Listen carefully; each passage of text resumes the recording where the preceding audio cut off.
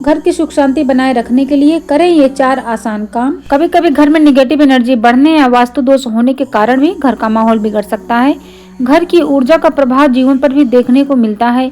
कुछ ऐसे उपाय जो घर में निगेटिव एनर्जी को कम करने और पॉजिटिव एनर्जी को बढ़ाने में भी मदद कर सकते हैं। वास्तु शास्त्र के अनुसार कुछ उपायों की मदद से आप अपने घर से निगेटिव एनर्जी दूर कर घर का माहौल पॉजिटिव बना सकते हैं। आइए जानते हैं घर की सुख शांति बनाए रखने के लिए क्या करना चाहिए। नंबर 1, घर का ईशान कोण। वास्तु शास्त्र के अनुसार उत्तर पूर्वी दिशा को ईशान कोण कहते हैं।